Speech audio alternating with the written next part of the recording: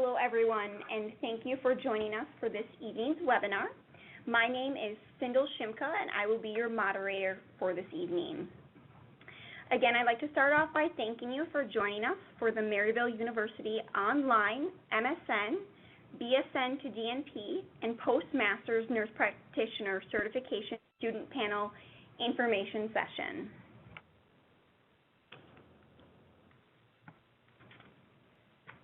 Please note that the presentation is being broadcasted through your speakers and you are set to listen-only mode in order to minimize any background noise. You may type any questions into the chat box at the right of your screen at any time. We will do our best to answer as many questions as possible during the Q&A session at the end of the webinar.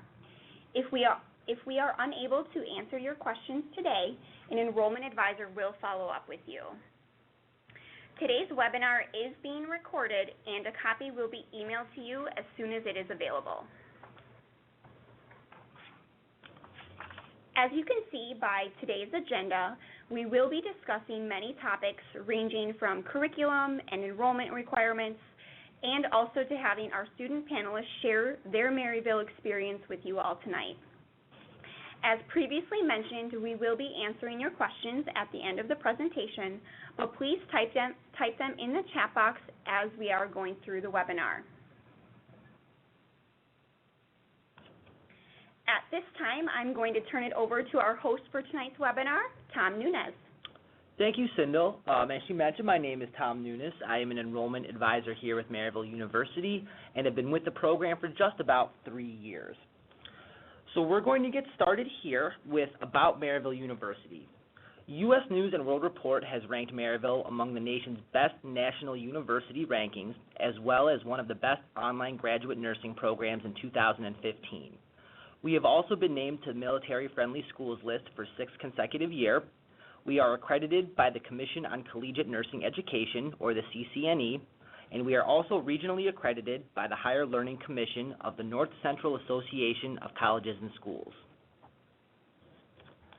The next topic we'll cover here is going to be the curriculum overview, as well as the enrollment requirements for the Masters of Science in Nursing programs. We do offer 4 concentrations: Adult Gerontology Acute Care Nurse Practitioner, Adult Gerontology Primary Care Nurse Practitioner, Family Nurse Practitioner, and Pediatric Nurse Practitioner. The completion time is as few as 28 to 32 months, and that will be specific to which program you have selected. The number of credit hours will be 41 to 47, with a total of 13 to 15 courses, and that will also, again, depend on which program you've selected. The clinical hour requirements are as follows. For the Adult Gerontology Acute Care Nurse Practitioner program, there are a total of 830 hours over a total of 4 semesters. For our Adult Gerontology Primary Care Nurse Practitioner program, there are a total of 580 hours over 3 semesters.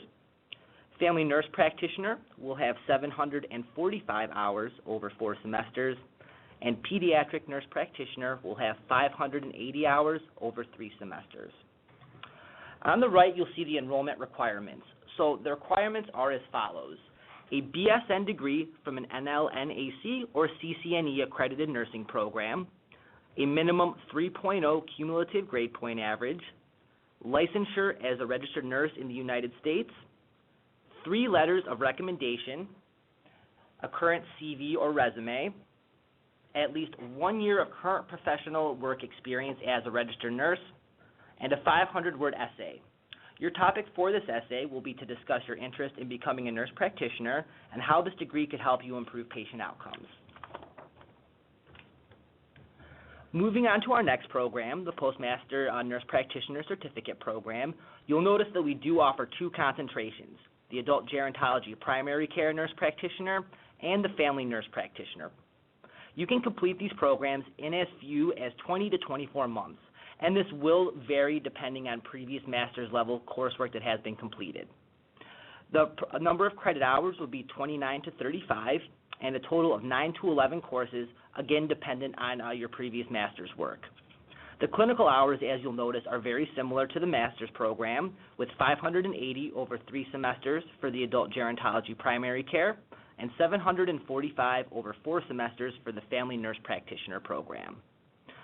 Under the enrollment requirements, you'll notice that the requirements are very similar. The only difference for this program is that you should have an MSN from an NLNAC or CCNE accredited nursing program.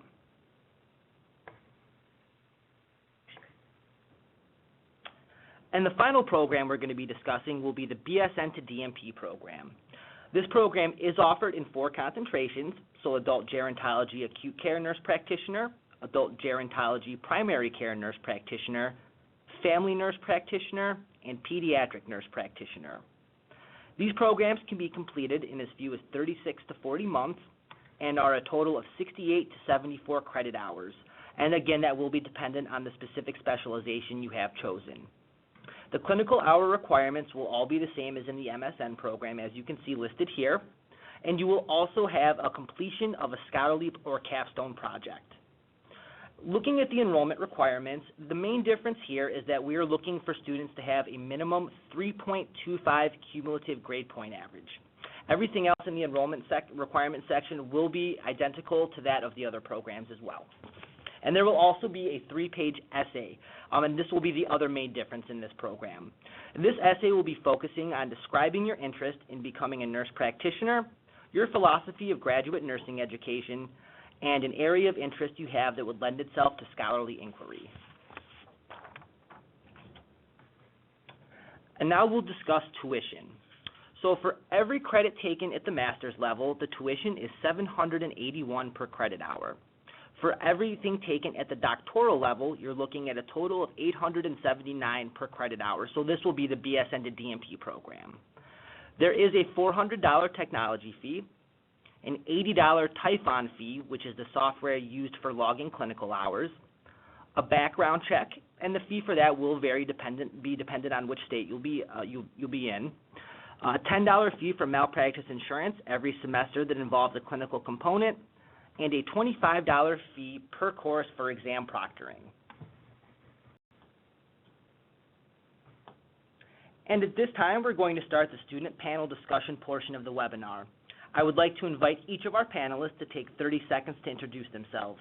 Taransa, would you please start us off? Hi, my name is Taransa Simpson, and I'm currently a first-year student. I'm finishing up my first year for family nurse practitioner. Excellent. Thank you, Taransa. And Anna, you're up next. Hey, everybody. I'm Anna Zivo, and I am actually fixing to complete my first year and in the BSN to family nurse practitioner. Excellent. Thank you, Anna. And Kirk will be our final panelist. My name is Kirk Roberts. I live here in Salt Lake City, Utah. I am currently finishing the nursing program here in December. Excellent, Kirk. Thank you so much. So we will now start the panel discussion with our first topic, interaction with classmates and faculty. So Taransa, how do you network and build relationships with your classmates? And do you have any specific experiences or examples?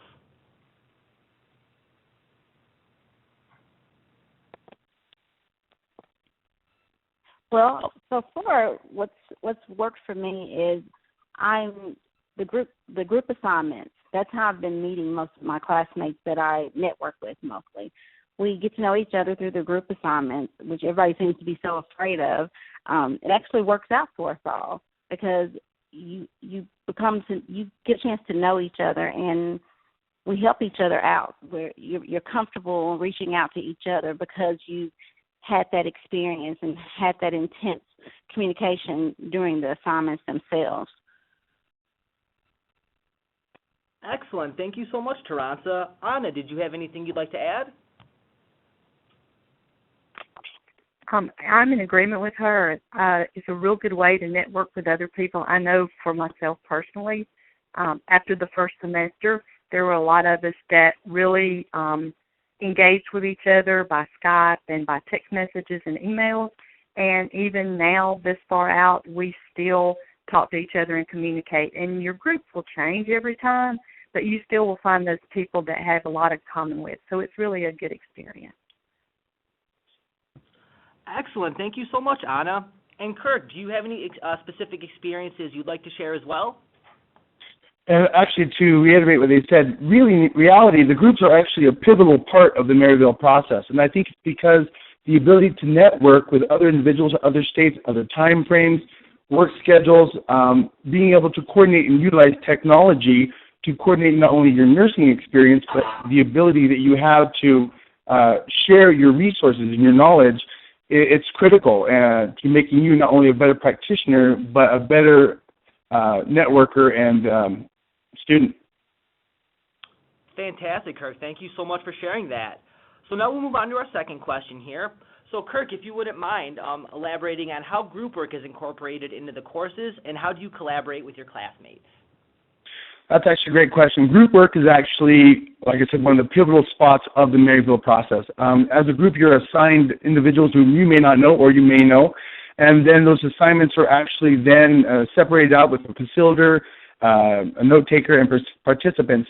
And, you know, as nursing students, we're all pretty anal retentive individuals and like things done in a timely and efficient manner. And so the groups actually work well as a cohesive group to get assignments done well, and scholarly articles and evidence-based research is then integrated into our group process. And I think all of us want each other to succeed and want each other to have quality work that's turned in and submitted. And myself personally, I've had phenomenal experiences with individuals who have given me ideas and resources that I never even thought of before, and they've been able to then utilize them in my own practice. Great, fantastic. So now we'll move on to our third question here. So Anna, what ways are you able to interact and communicate with your instructors?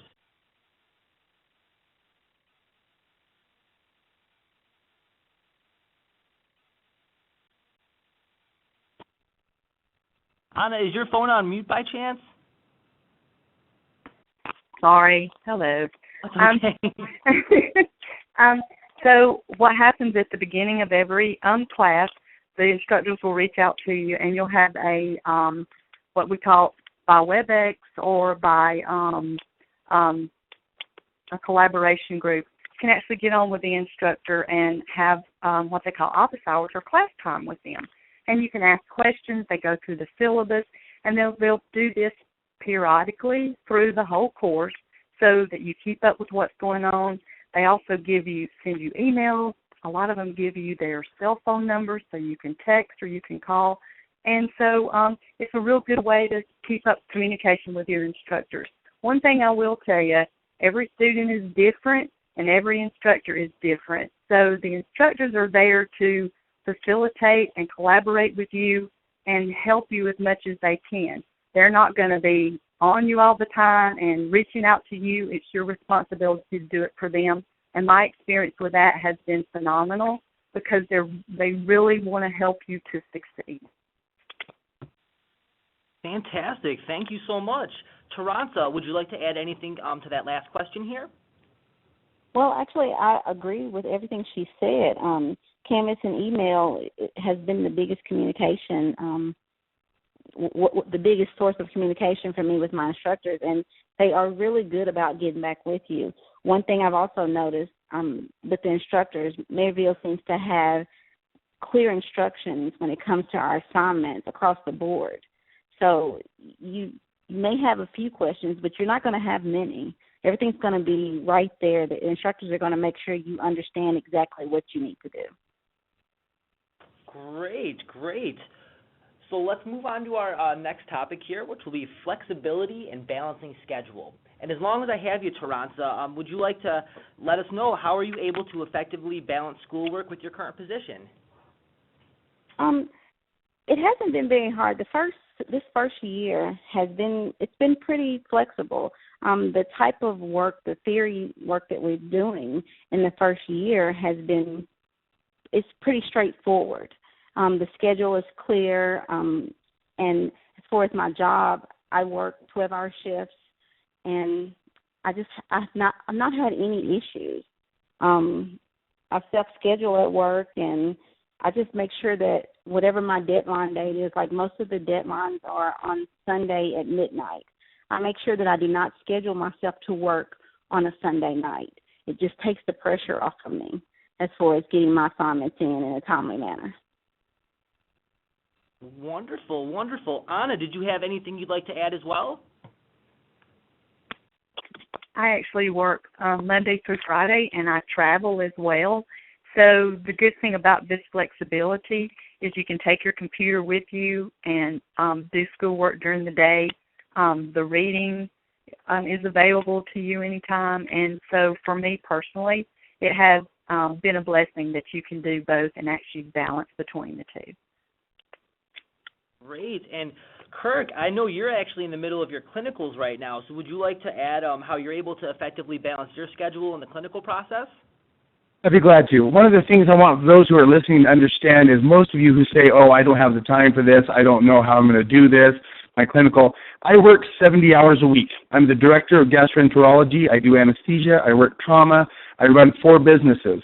And to let you know, I'm also doing clinicals up to 16 hours a week. So for those who say, oh, I don't have the time, you do have the time.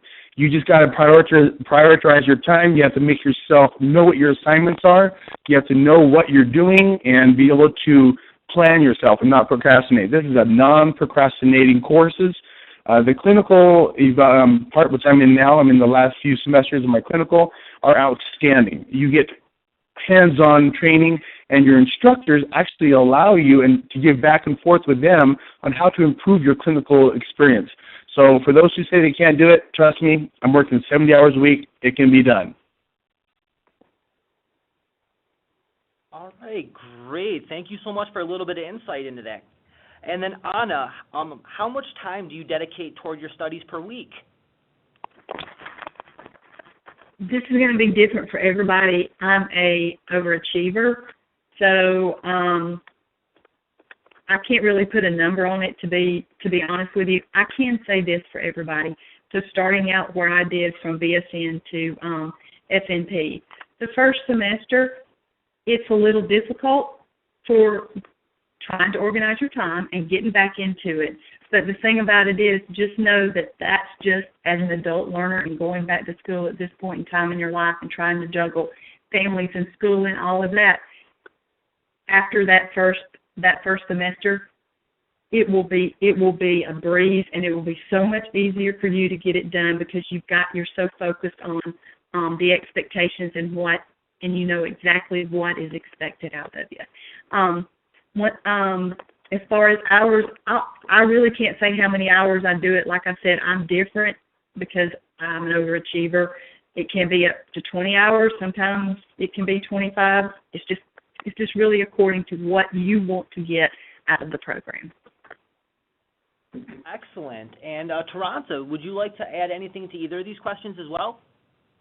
Sure. As far as how much time I've had to dedicate to my studies a week, I would estimate about 12 hours. I just make sure that on my days off, that I sit down and I get my work done. I'm just pretty straightforward with it. Like I said, this first year has been, it's not as tough as, like you said, everybody's different. But this first year seemed it's pretty simple to me. So 12 hours is plenty. And that's with juggling a daughter in college myself. So it works out well. Great. Thank you so much for that insight, Anna. And I do want to throw it over to Kirk now at this point because he's actually in the clinical portion of the program, and that will be what our next subject is covering, so clinicals and acquiring preceptors.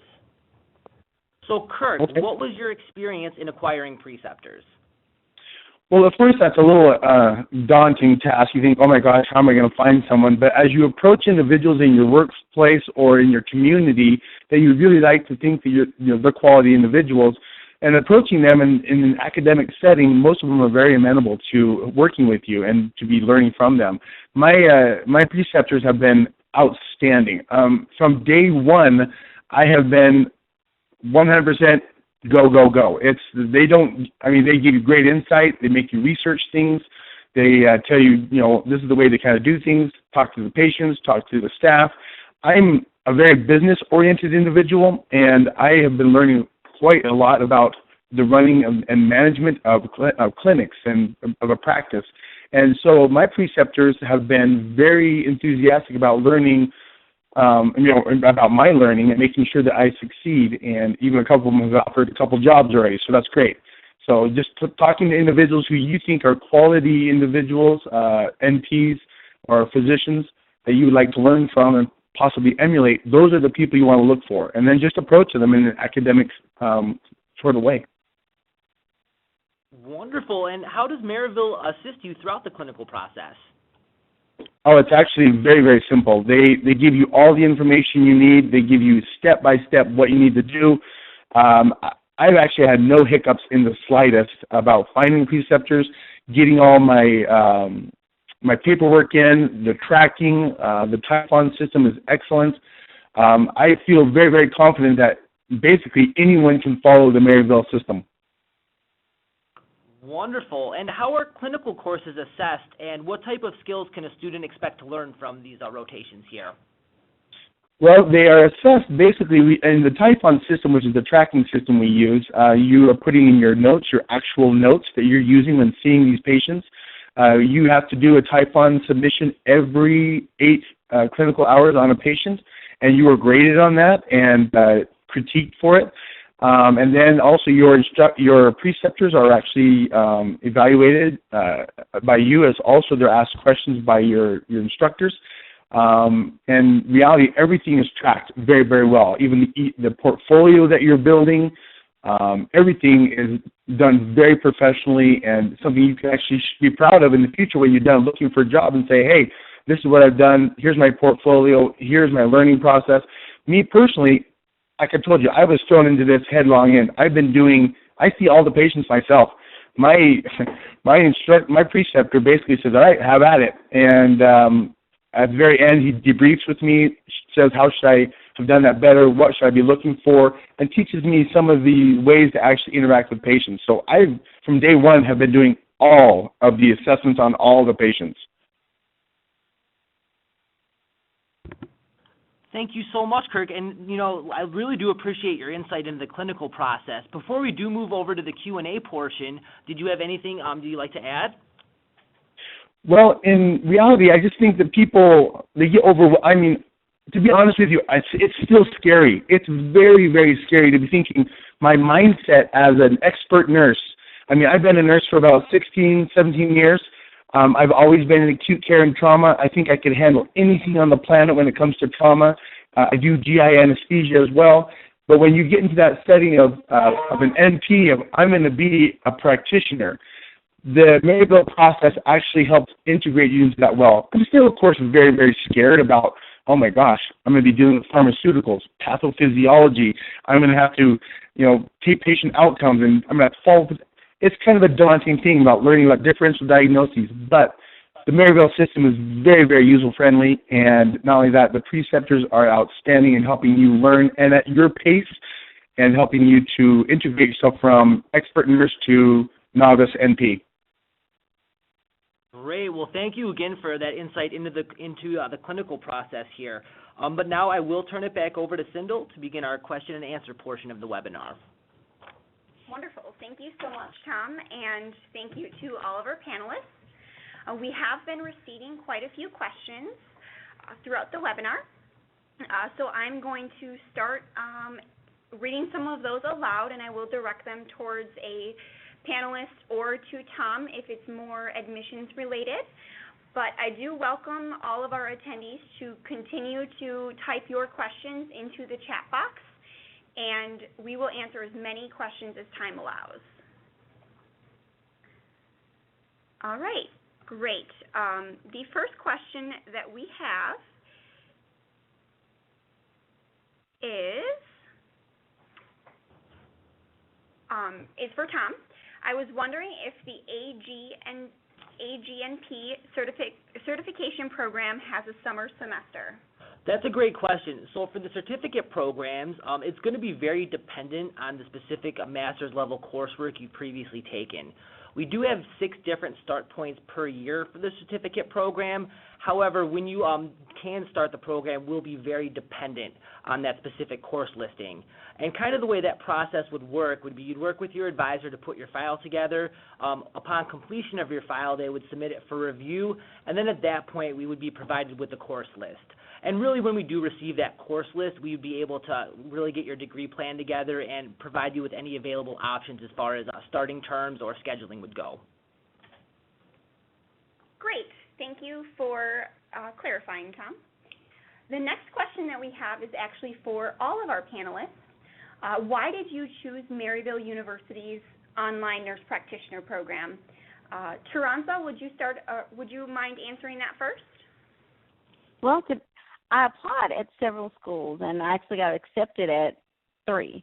But the thing about Maryville is Joan O'Malley was my recruiter, and the process, I feel like she held my hand through the whole process. It made me feel like that this was the right school. I felt like it was meant to be, that if the recruiter was going to be that helpful, then surely the instructors and the advisors would be the same. Great. Anna, did you have anything to add to that? No, I'm the same as her. I looked at many different schools online, and this one was the one I felt like fit me the best. There was a lot of schools that you had to, go every weekend or report to classes a couple of times, 2 or 3 times a month. And for me, this was just the best option for me since I travel all the time. And actually, Tom is the one who took me through and got me really excited and recruited me for this. So Maryville has been a great experience for me, and I would encourage anybody to do it. Great. And Kirk? Yeah, for me, actually, I was actually accepted to a couple of DNP programs, and actually got a scholarship for a full-ride scholarship for a DNP program in executive leadership. But I really think that I wanted to stay clinical in my future career. And so I looked at Maryville, and I like the flexibility of it. I like the ability to network, and I like the core curriculum that they have as well, and the ability for me to specialize as an FNP. So I thought the price was actually very, very manageable for me, and I was able to actually, I'm doing mine with student loans, and so I found that the whole entire program met my needs, my flexibility with my outrageous schedule, and my ability to do clinicals at my pace and within my own community. And I live here in Salt Lake City, Utah. Wonderful. Thank you so much to all of the panelists. The next question we have is for Tom. Tom, I want to know if I can transfer any credit hours done at another college. That's a great question, and here at Maryville, our transfer credit policies, we do accept up to 6 hours, which would generally be 2 3-credit-hour courses. And the way that process would look is upon the time you're beginning your file and submitting your application, there will be a form where you can list anything you've taken at the graduate level that you would like reviewed for credit. And then at that point, once it has been reviewed, we can, discuss your scheduling as far as kind of how that would shake out as well. But if you have any questions specifically on courses that you think may or may not transfer, I would recommend reaching out to your enrollment advisor, and they'll be able to assist you throughout that process. Great. Thank you, Tom.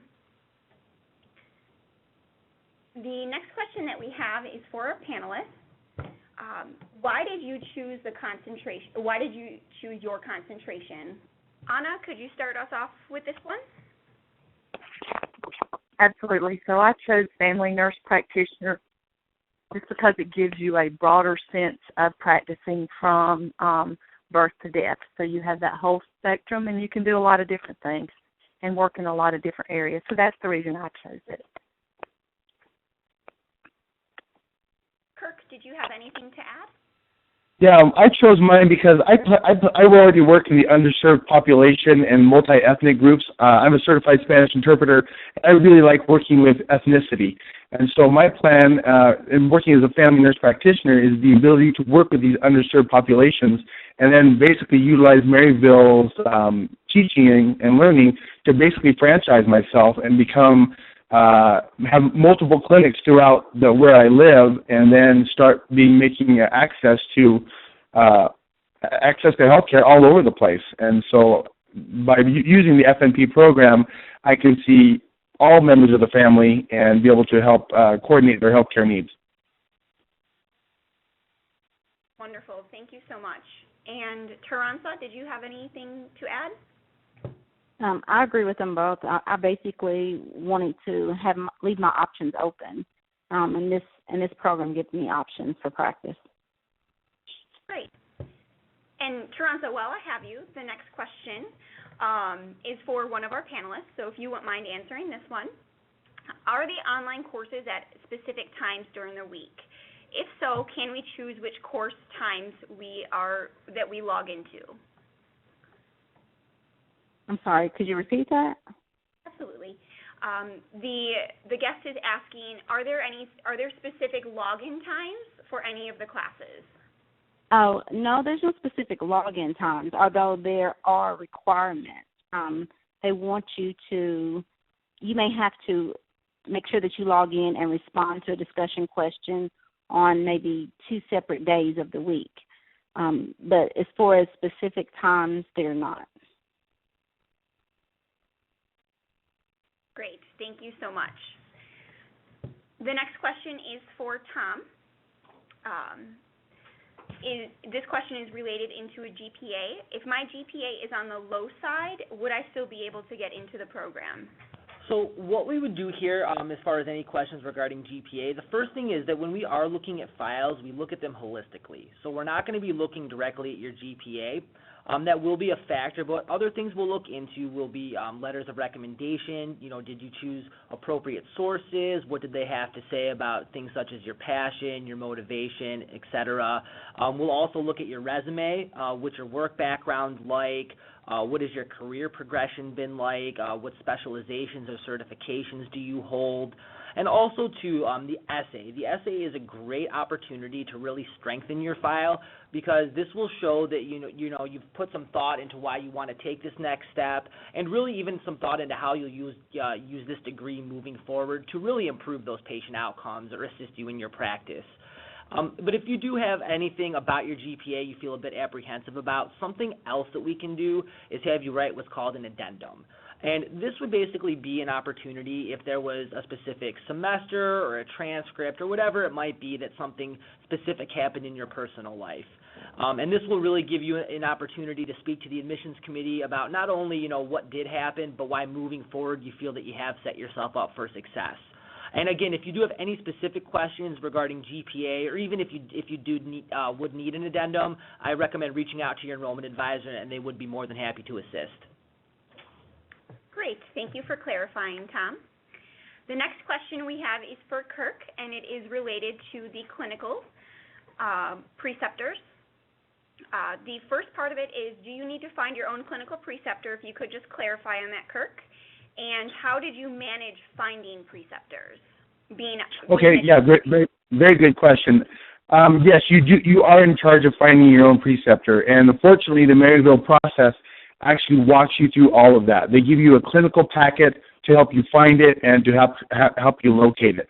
I found my own preceptors within my own community of individuals that I've worked with and that I really learned from and would like to learn more from. Once I approached them and actually said, I am in school with Maryville as a nurse practitioner, I would like to follow you and have you as my preceptor. There are certain requirements that I need to get from you, like the license and whatnot, which is also, as I mentioned, found throughout the clinical packet you will be given. Most NPs and most physicians are amenable to people following them and learning from them. It really isn't as intimidating as it sounds. I think once you find your focus, it falls into place if you just utilize their clinical packet that they give you. Great. Thank you for answering that in such great detail. The next question we have, Anna, if you could answer this one, please. At any point, do you have to travel to campus? And if so, how often? So the only time I plan on traveling to campus is for graduation. So as of right now, no, there is no time that you have to travel to campus at all. It is completely 100% online, and that's one of the reasons also why I chose it. Great, thank you. The next question is for Tom. The individual is planning to apply for fall. How competitive is the application process? It is a competitive process. This is a graduate level program. So as far as things such as writing skill, grade point average, as well as work background, those are things we would like to be in place. What is nice about the application process, though, is we do not have a seating capacity or a waiting list. So you don't need to worry about being put on one of those lists after you have been accepted. Based on our admissions requirements, if our students have met those admissions requirements, they would have a very good chance of being able to be accepted into the program. But I would say, as far as the fall term goes, I would recommend getting the application process started. We do work on a rolling admissions basis, so we would be able to not only put your file together, but also get you a decision here well before the term started. Wonderful. Thank you, Tom. The next question is for our student panel. This is in regarding to lectures and the way that the classes are done online. Do any of the professors use audio or PowerPoint tools? Taransa, would you mind answering that question first? Well, some of the instructors have done it different. I've had one instructor who we had PowerPoint and webinars, or we met online office hours twice a week, and she had a PowerPoint that she presented during her talk. Then I've had other instructors who simply just record and place it online for us to listen to. So it's just different. They will give you a detailed outline of what's expected of you, and then they will post announcements with specifics about each week's assignment, and they'll post that every week. So there's no lecture per se, but they'll give you strict instructions on what you need to be looking at and what they're expecting, along with a detailed rubric. Great. Kirk, did you have anything to add? Well, and to be honest with everyone, even though it's a very flexible schedule, I would recommend that you do a daily check of it's called the Canvas. Canvas is it's your workplace. I would check it daily, regardless of how busy you are, just to even quick pop in, look at the assignments that maybe due, look at the discussion boards, look about what people are talking about. I check it sometimes on my phone on the way to go. So even though you may be really busy, check it daily, and that way you can actually see what things are going on, what comments are going on, and make sure you keep up on your assignments. Don't procrastinate. Great advice. Thank you, Kirk. The next question that we have is for our panelists. How many students can I expect to be in my class? I'm sorry, Anna, could you answer this question first?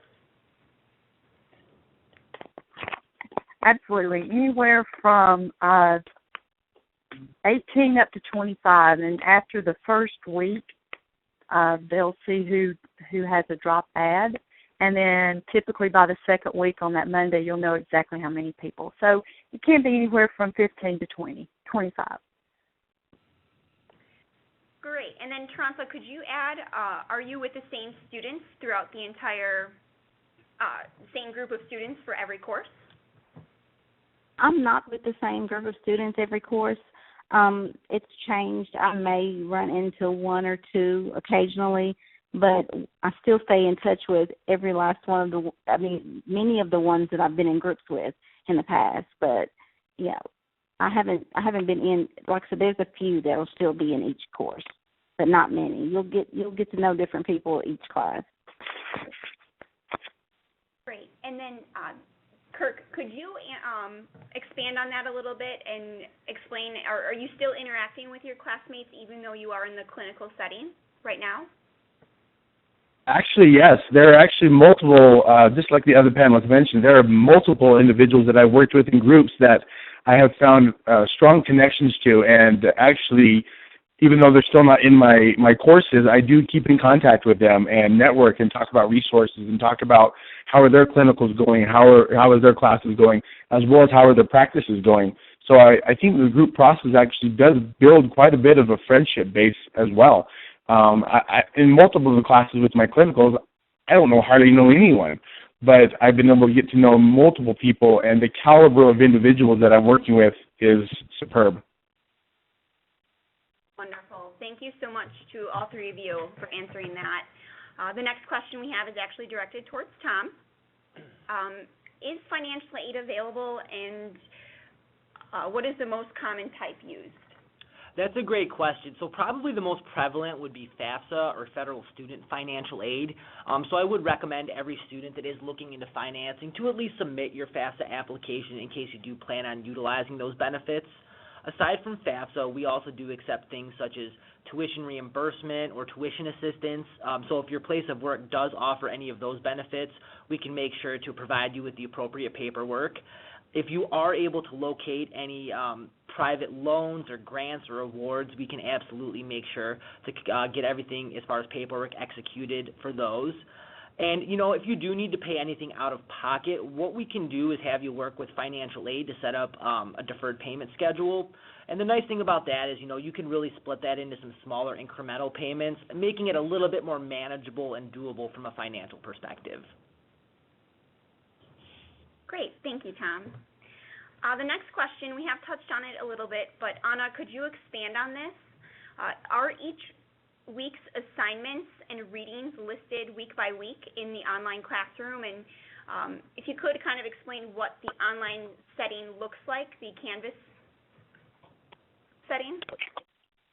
Yes, so you log on to Canvas, and at the beginning of each class, there will be syllabus and a module. And in the modules, you can actually click on that. It will tell you week for week what's expected. Like Taranza said earlier, you will have your assignments listed there. You'll have a discussion board. You'll have other individual assignments, and then it'll tell you when they are due and what the expectation of those are. So, yes, at the beginning of every class, you will have a complete syllabus and a complete way to click on every module that tells you what to read, what to do, what to research. It's very, the details are very good in that. And I'm sorry, I forgot what the other part of the question was. No, that was it. You answered both of them. Okay. Very good. Thank you. Okay. The next question we have is for Kirk. What are the requirements for the clinical sites? Kirk, please, I know there's, if you could just briefly touch on those for us, please. Sure. Basically, they want you working with obviously a professional, a nurse practitioner, or a physician. They do break down in the clinical packet what exactly they're looking for as like what your preceptors would have, as well as their specialty. Obviously, if you're in the family nurse practitioner, you kind of want to be family practice based. They do offer you to have some of your clinical time with like a specialist, ER, hospitalist, or some sort of different specialist, but in reality, the main focus is family practice.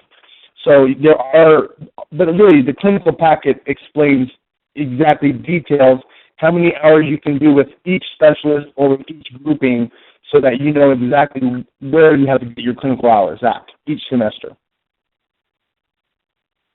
Great, thank you so much, Kirk. The next question we have, I'm going to direct towards Taranza, but once Taranza answers, I'd be happy to have Anna or Kirk chime in. Someone is asking, is 48 years old too old to take the program? And just to expand on that a little bit, do any of you have or know of anybody that is of that age that's in the program currently? I do. I actually know. I say my friend because that's what they're like. She's over 50. I don't know her exact age, but she's in the program and she's doing well. She's actually one of the people that I met in one of the groups, and she continues to reach out. I mean, that's one of the good things about this program and about group work and meeting the people and in group in your groups and staying in touch with them, because we all support each other. If you need support, you'll get it. I mean, 48 is not too old. I'm 42. She's over 50, and I think you're focused once you hit that 40 mark. We're more focused now than we were when we were younger. So I think you'll do excellent. Anyone over 40, you'll still do excellent. It wouldn't hinder you at all. Great. Shandell, this is Anna. I'm 52, so I will say go for it. Do it. It's worth your time, and it's in the big picture. It is so worth it in the long run, so I say do it. Great. And Kirk, did you have anything to add? Well, in reality, aren't we all supposed to be learning throughout our entire life? So when does learning ever stop? I mean, in reality, as nurses, we're always trying to use, our learning and our practices to improve. And what age does that really stop? So absolutely, log on ahead. Great. Thank you all. And the next question we have is for Tom. Is there a time frame from when an MSN degree courses were received that would prevent these courses from being accepted toward the F&P certificate program? That's a great question. So the answer is yes. We are looking for those courses to have been taken within a 5-year window. So when you are filling out that transfer credit form I discussed briefly, just make sure to indicate the specific years, the specific course number, and also specific school you attended to make it a little bit easier as far as reviewing those courses. Wonderful. Thank you so much, Tom. The next question we have is for our panelists. Anna, if you could answer this one first. I have not been in an academic setting for some time. Will it be hard for me to transition into the program and to get started? So that's a good question. For me, I have been out of the hospital setting for 13 years. I actually travel for a pharmaceutical company as a certified diabetic educator and teach and train not just patients but nurses and physicians on diabetes, clinical studies, new and innovative things that are out there in the world of diabetes, and then particularly focus on patient education. So I don't think it would be a problem for you at all. For me personally, just it being in physicians' offices every day and learning about what's going on in the world of healthcare has been a big help in this class too. So. Great. Kirk, did you have anything to add? Actually, yeah. So I know that it seems really kind of daunting to be going back into the academic setting. And in reality, there's a couple things you can do right now if you're even thinking about doing the process. Is all of the work in Maryville is scholarly. That means it's evidence-based research. That means that it's quality, up-to-date information. And so by learning how to actually start writing papers again, something I use, this is not an endorsement, it's just what I use something called PERLA, P-E-R-R-L-A. PERLA is a way to actually check my APA format, because that is what is expected of you at Maryville, is to use scholarly APA format, and you are graded on that, might I add. So I use PERLA for all my writing papers, so that makes sure that all my documentation is correct and professional. I also, you need to think, as a nurse, you need to be presenting your information and your research in a professional manner. You are at a master's level, and it's required and expected by the professors and the school to be professional. So is that scary? Yeah, a little bit, but with time and by talking to your professors and utilizing programs such as PERLA, you'll do just fine. First few little while, it's a little scary, but after a while, you get right into the groove, just like our panelists said earlier. Wonderful. Thank you both. The next question that we have is for Tom. Are there a specific number of applicants that are accepted for any of the programs? No, and that is a really great feature of this program here, is that we don't have a seat capacity or a waiting list. So we'll always have enough room for any qualified student that is accepted into the program, and we will be consistently opening up new cohorts to meet that need. Great. Thank you, Tom. And then, Tom, just while I have you, the next question here, how long does the AG PCNP program take? That's a good question. So that'll be a total of 2 years and 4 months.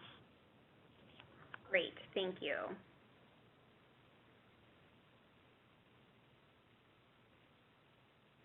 The next question is for Kirk. Kirk, is the entire first year dedicated to theory classes and then the following year dedicated to clinical work? If you look actually at the syllabus, I would say no. A lot of people think, okay, you're first just going to learn all the basics first. No, the Maryville process incorporates multiple disciplines, pharmaceutical, pathophysiology. Of course, evidence-based research and theory are part of it, but they do actually integrate evidence-based research throughout your entire schooling. That is basically, I think, the premise of the entire course is utilizing up-to-date evidence-based research within our own practices to improve patient outcomes. So I don't think it's all theory. I think it's really meshes well all together. And then, of course, at the end of the time, you do use that information in a clinical setting, but you're still even learning then about the basics of differential diagnoses, how to assess a patient, evaluation. So I think it's not all theory. It's all pretty real information. Wonderful. Thank you so much, Kirk. We do have a few more minutes, so we'll take just a few more questions. The next question we have is for Tom. Do you require an undergraduate statistics course within a certain number of years or a health assessment course from the undergrad level as well? That's a great question. So regarding the statistics course, no, we do not require that. We also do not require any standardized testing, so there's no GRE or GMAT requirement as well. As far as that health assessment course, we don't require it. A lot of times it will be a part of your undergrad BSN program, but specifically we don't require necessarily that course. Basically, the main requirements we would be looking at would be your BSN from an accredited institution, your grade point average, as well as your work experience. Great. Thank you, Tom. This next question is actually for you. Again, are you able to switch from one concentration to the next? You are. What I would mention is you want to make sure that you've made your final decision on your specialization as early on in the program as possible. When you do get to your clinical rotations, they will be very program specific, so depending on what program you've selected, that could alter the number of clinical hours required, as well as the areas those clinicals will be in. Great, thank you.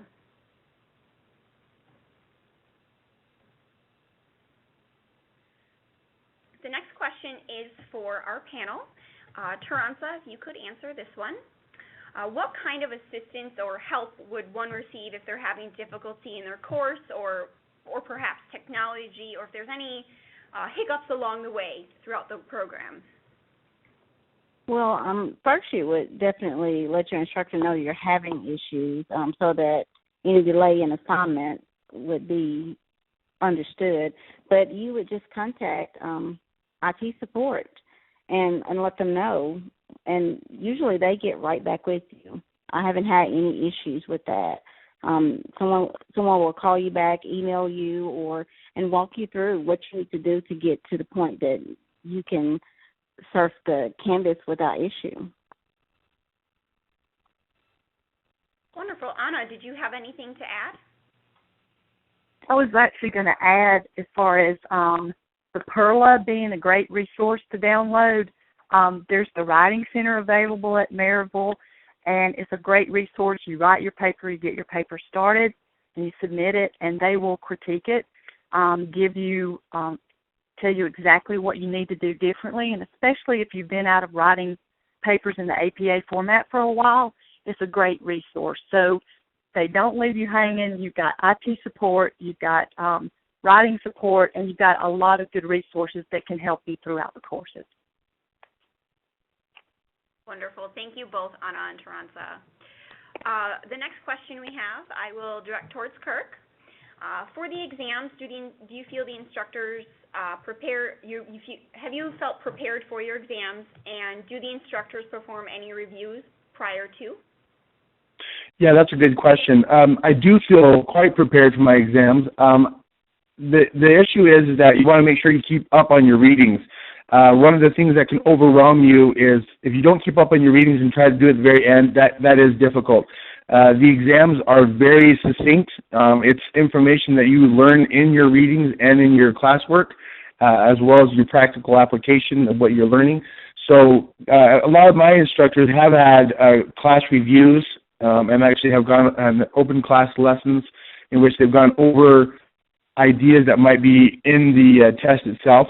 But yes, I actually do feel quite prepared for most of your classes. But like I said, the key is you got to keep up on your reading. Great. Anna, did you have anything to add? I'm in agreement with Kurt. Just keep up with your reading. In the part that I'm in, we haven't had a lot of testing. We've had a lot of paper writing and a lot of discussions and a lot of group work, which is really good because it gets you prepared for that next level when you do get to patho and to pharmacology where you do actually start taking the test. So that's really all I have to add. Great. We do have time for one final question, and this question is for all of our panelists. Taransa, if you could start us off, what advice would you give a prospective online graduate nursing student? Well, my advice would be if you know that you're about to start this course and you've been out of school for a while, my daughter had me start reading. Get used to having time alone and being able to focus on your studies, and start managing that time, that reading time, as if you were doing homework already. It really helped me. Great. Anna, did you have anything to add? Or what would be your piece of advice? For somebody that's just starting in these classes, just be organized. Don't get frustrated. Reach out to others. Reach out to people in your classes, and know that the instructors they are there to help you and help facilitate you through this. The other thing I could tell you to do to prepare is go back and brush up on your APA. I think there's a 6th edition book that you can go out. You can also go out and buy. You can also go online and just refresh yourself on that kind of stuff, because that's going to be something that it'll come back to you, but it'll be kind of scary at the beginning. But that's the advice I could give you. Just be organized, stay focused, and brush up on your paper writing skills. Great. And Kirk, what would your piece of advice be? Well, first of all, the first thing is you just got to breathe. Seriously, just keep breathing, because it does seem overwhelming at first, but in reality, just as she mentioned before, reading's great, getting back into the idea of being in an academic setting. But I actually like just talking to the providers I work with and individuals that are practitioners and saying, hey, when you tell me your thought process, help me know how you think, and just utilize critical thinking. I mean, you're already great nurses, and use what you have in your background and your education and your experience, and then start thinking, okay, how would I really like to take care of this patient? I think critical thinking is the element that we all as nurses need to have, and just think, hey, I know this stuff. If I don't know it, let me learn about it. And that way you can just start thinking as it's a paradigm shift. You really just have to think, hey, I'm going to be helping with these people. How can I make their lives better? How can I increase my patient outcomes? And like I said, just got to breathe and just start thinking, you know what, I can do this. Wonderful. I do want to thank Kirk, Anna, and Taransa for answering all of the questions and joining us for tonight. And to our guests, if for some reason we were not able to get to your question this evening, your enrollment advisor will follow up with you and ensure that your question is answered. And a few closing thoughts. Once you close out of the webinar this evening, you will be directed to our online nursing appointment scheduler. Please schedule an appointment to begin the application or to speak with your advisor if you have any follow-up questions. And please make sure when you're scheduling your appointment to include that you were in tonight's webinar and your advisor can make sure to follow up and see if there's any unanswered questions for you. And in closing, again, we will have a recording available, and a copy will be emailed to you as soon as it is available. Additionally, keep in mind that the approaching application deadline for the fall semester is Monday, July 13th. It is just around the corner, so it is important to schedule your appointment after today's webinar and begin that application. And also, please mark your calendars. We are also having a Simplify the Application webinar. This will be on Tuesday, June 23rd. Thank you again to our panelists and to our hosts and to all of you that joined us this evening, and we hope you have a great evening, and we look forward to helping you join the Maryville community.